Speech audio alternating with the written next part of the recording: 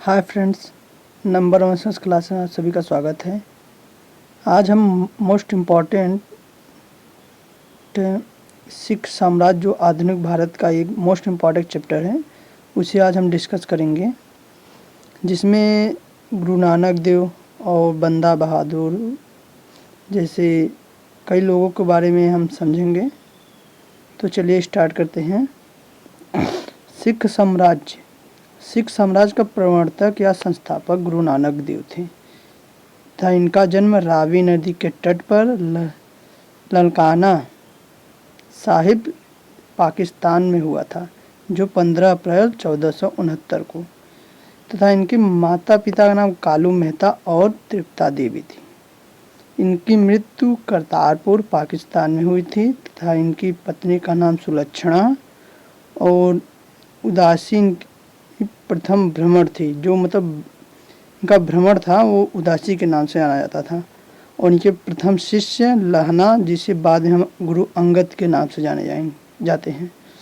तो ज्ञान की प्राप्ति जो हुई थी इनको काली बेन नदी के तट पे हुई थी। और इनके समकालीन लोग इब्राहिम लोदी, बाबर, हुमायूं, कबीरदास, चैतन्य महाप्रभु थे। नोट में हम ये देख लेते हैं, जो गुरु और अर्जुन देव ने गुरु नानक के सिद्धांतों को आदि ग्रंथ के जपजी में संकलित किया है। तो चलिए हम सिख गुरु के बारे में देख लेते हैं। तो सिख साम्राज्य में दूसरे गुरु गुरु अंगद, जिसे हम लहना के नाम से भी जाने जाते हैं, आविष्कार इन्होंने क्या किया था, गुरुमुखी लिपि की स्थापना किया था और लंगर व्यवस्था चलाया था।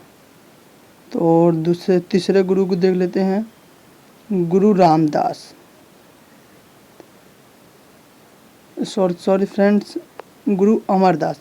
इन्होंने विवाह के लिए लवन पद्धति चलाई और 22 गद्दियों की स्थापना की तथा जो लवन था, जैसे एक सामूहिक विवाह के लिए किया जाता था, तो उसी के लिए ये किया गया था। और चलिए अगले गुरु की तरफ बढ़ते हैं। सिख साम्राज्य के चौथे गुरु गुरु रामदास थे। वो ये गुरु अमरदास के शिष्य व दामाद दोनों थे तथा इन्होंने अकबर से 500 बीघा जमीन लिया था, जिसमें इन्होंने अमृतसर नामक शहर बसाया था।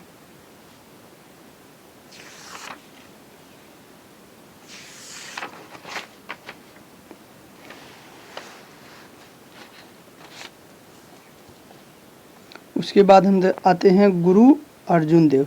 गुरु अर्जुन देव गुरु रामदास के तीसरे पुत्र थे तथा इनको सच्चा बादशाह के नाम से भी जाना जाता था। इन्होंने अमृतसर के मानसरोवर में हरि मंदिर, जिसे हम स्वर्ण मंदिर के नाम से भी जाना जाता है, उसकी स्थापना की थी तथा इनकी मृत्यु जहांगीर ने की थी।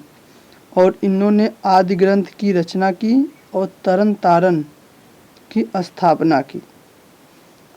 अगले गुरु गोविंद सिंह, इन्होंने दरबार में नगाड़ा बजाने की परंपरा शुरुआत की और इन्होंने सिख साम्राज्य को लड़ाकू में परिवर्तित किया।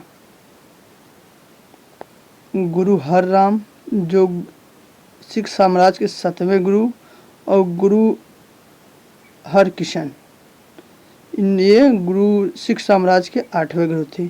इनके बारे में इतनी इम्पोर्टेंट नहीं है, इनके बारे में बहुत कम ही पूछा जाता है।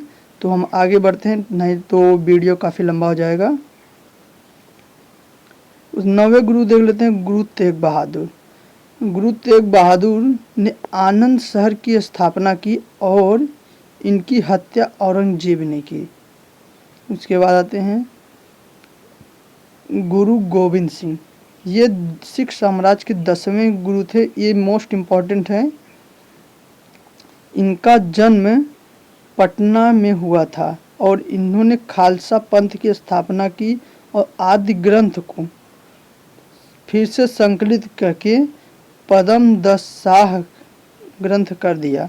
इन्होंने 80,000 सिखों को खालसा पंथ में शामिल किया तथा इन्होंने केश, कंघा, कड़ा, कृपाण, कच्छ जैसे 5 चीज़ों को सिखों को धारण करने के लिए अनिवार्य किया और इन्होंने सिख के नाम के पीछे यानी पुरुषों के नाम के पीछे सिंह और महिलाओं के नाम के पीछे कौल लगाने की कहा था। इनकी मृत्यु महाराष्ट्र में नादिर शाह ने किया और इनकी मृत्यु के बाद बंदा बहादुर ने सिख साम्राज्य को संभाला तथा जो स्वर्ण मंदिर है उसकी नींव जो थी मियाँ मीर ने रखी थी।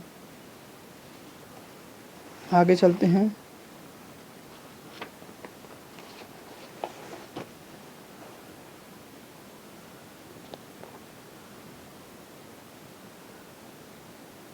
प्रथम आंग्ल मैसूर युद्ध, इसके बारे में थोड़ा जिस समय ये मुगलों का शासन था तो उस समय कई छोटे छोटे राज्य उभर के आ रहे थे। तो इसी में एक सिख साम्राज्य था तो जिसमें ये युद्ध हुए अंग्रेज़ों और सिखों के बीच में, जिसे हम आंग्ल सिख युद्ध के नाम से जाने जाते।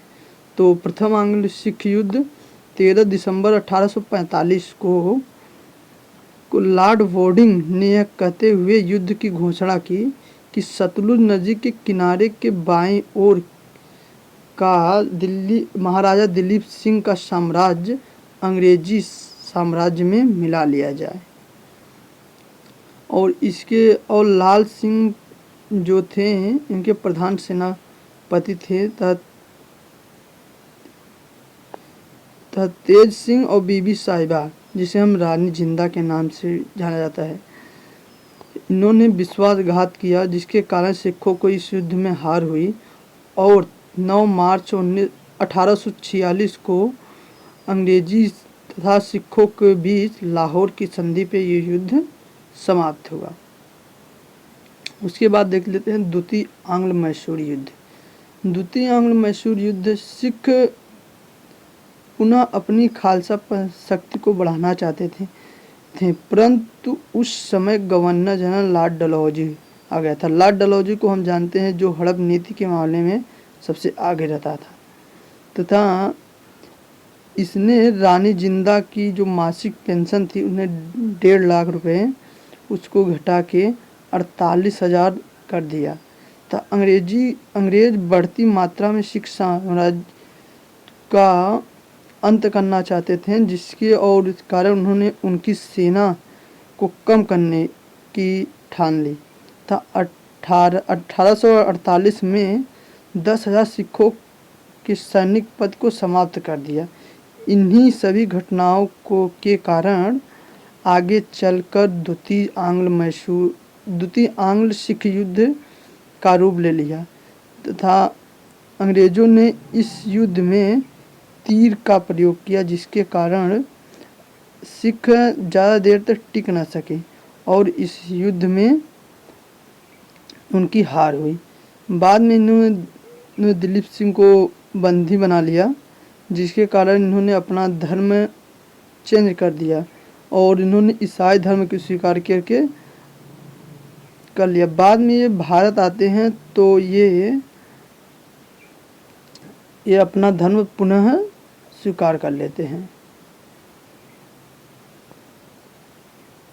इसी साथ अगर वीडियो अच्छा लगे तो लाइक करना और शेयर करना और चैनल को प्लीज़ सब्सक्राइब कर लेना। Okay, thank you so much.